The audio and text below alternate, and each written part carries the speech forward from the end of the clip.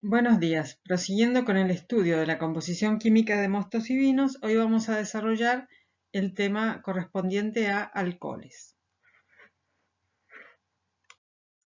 Se pueden encontrar alcoholes en el mosto aún previo al inicio de la fermentación alcohólica, que es el gran proceso a través del cual se va a originar la mayoría del alcohol que va a existir luego en el vino. En el mosto podemos encontrar sorbitol, que es un alcohol que es originado en la uva y también lo pueden sintetizar las levaduras.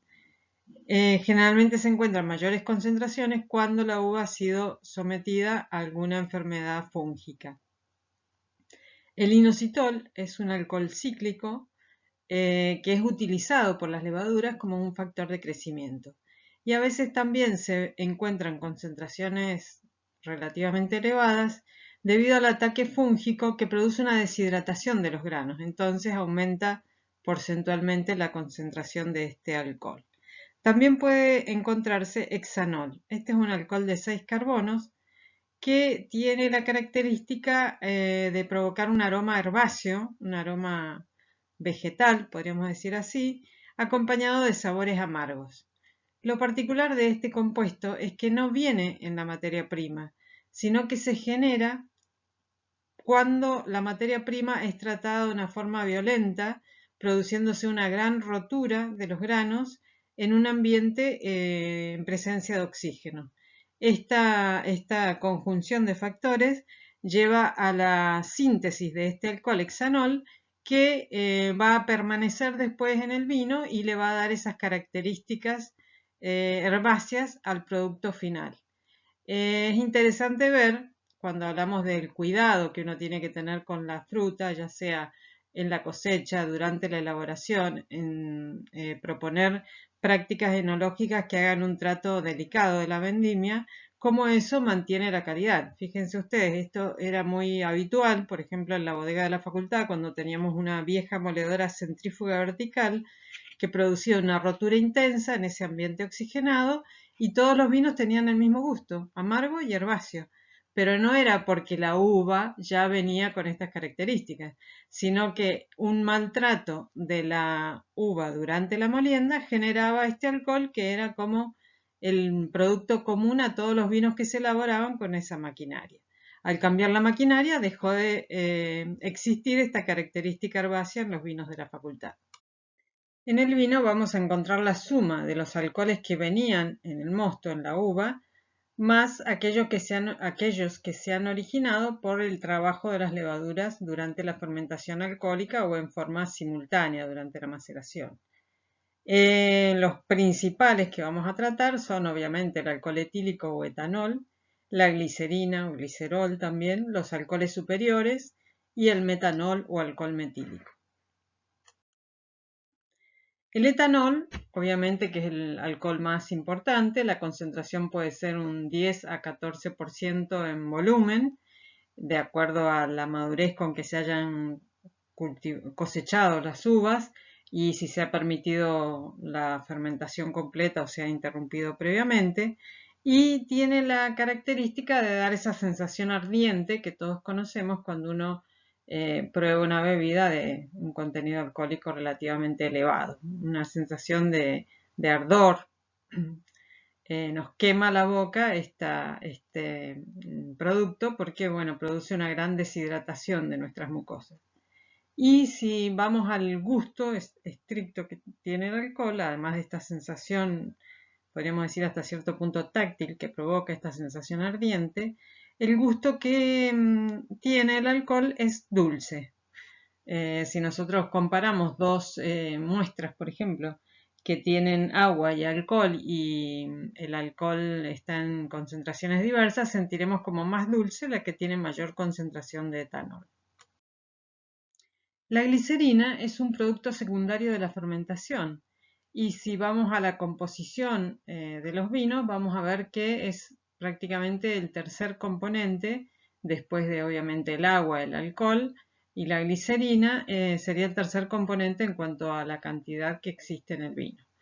Hay una relación entre el alcohol de un vino y la cantidad de glicerina que puede tener el mismo, ya que como vamos a ver en la fermentación alcohólica, una cierta cantidad de las moléculas de azúcar van a seguir la vía de la fermentación gliceropirúvica y por eso hay una relación entre la cantidad de alcohol y la cantidad de glicerina. En general podemos decir que en la mayoría de los vinos la glicerina se encuentra en concentraciones de 8 a 10 gramos por litro y tiene una densidad elevada de 1,26, por lo cual en la mayoría de los textos hablan de una sensación intensa de untuosidad en los vinos que tienen más glicerina. El agregado está prohibido, por eso les decía que a nivel técnico se conoce, digamos, cuál es el máximo que puede tener un vino de glicerina con respecto al alcohol que tiene, o sea, es muy fácil de detectar este fraude. Y en las uvas botritizadas pueden tener un contenido más elevado de glicerina. Esto debido, por un lado, a la deshidratación y por otro lado, a la síntesis del propio hongo cuando trabaja sobre la uva. También tenemos alcoholes superiores o alcoholes, aceites de fusel, a veces aparecen mencionados.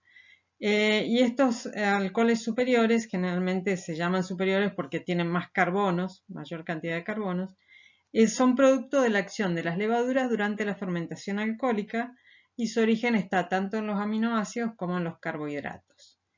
La característica particular de los alcoholes superiores es que tienen aromas propios, intensos, y que además se pueden esterificar con los ácidos del vino. Recuerden que un éster es la unión de un alcohol y un ácido, y así originan nuevos compuestos aromáticos. Los ésteres en general tienen aromas particulares. Generalmente los aromas de los alcoholes superiores en su mayoría no son muy buscados en los vinos. Ya vamos a ver que hay algunas prácticas enológicas que tienden a reducir la cantidad de alcoholes superiores en el vino. Pero por otro lado, como se originan por acción de las levaduras durante la fermentación alcohólica, es imposible no tener alcoholes superiores en un vino. Hay varios alcoholes superiores, ya vamos a ver, pero el alcohol isoamílico reúne prácticamente el 50% del total de los alcoholes superiores, o está representado en un 50% del total de los alcoholes superiores presentes. Otros alcoholes superiores que se pueden encontrar son el alcohol amílico activo, el isobutílico, el propílico, el 2-feniletanol, que este sí tiene un aroma interesante a rosas, y el tirosol. Aquí tienen algunas fórmulas para recordar. Como ven, son bastante diferentes entre sí. Y finalmente llegamos al metanol. El metanol ya habíamos hablado brevemente cuando hablamos de la pectina en los polisacáridos. Este alcohol es producto de la hidrólisis de las pectinas durante la maceración. Habíamos mencionado estas cadenas de ácido poligalacturónico esterificadas con grupos metilo que ante la presencia de determinadas enzimas, por ejemplo pectinmetilesterasa, pueden liberar este sustituyente metilo que se transforma en alcohol metílico.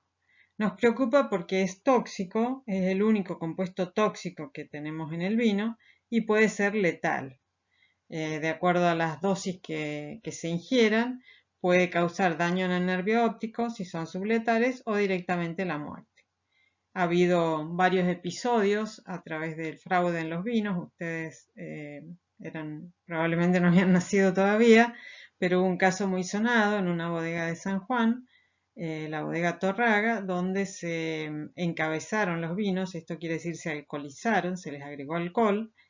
¿Por qué se les agregó alcohol? Bueno, porque previamente se les había agregado agua y obviamente no se puede alcoholizar los vinos, por lo menos en estas circunstancias. Hay algunas excepciones que ya veremos más adelante, pero como era una acción ilegal, obviamente el alcohol que compraron no venía con un certificado de calidad.